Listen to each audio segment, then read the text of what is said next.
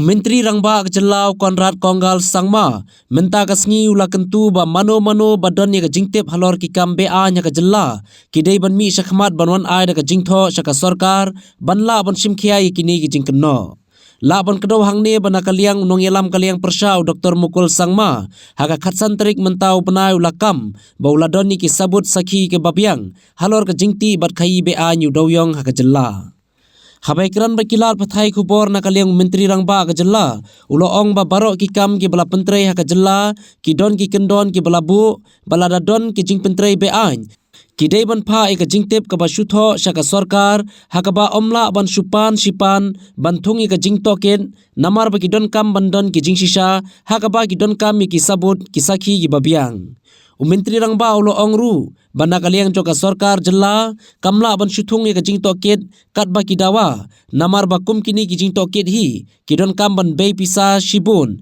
bat ki long ki ba shimpor. See, we have been clearly saying that today all the work that's going on in any kind of thing, there are all processes being followed. If there are any cases or situations that are there, please give in writing, please give information. One cannot just simply call an inquiry after inquiry after inquiry just for the sake of forming inquiry. There has to be some basis.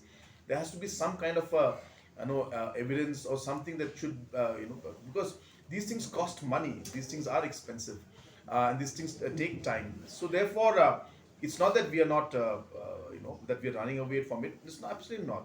But whatever inquiry that needs to be done for any purpose needs to be based on some kind of factual data information. So therefore, if there is anything, we are happy to move forward, but we would like to see some kind of document or something that they can bring out, and then of course we will take necessary action. And also confirm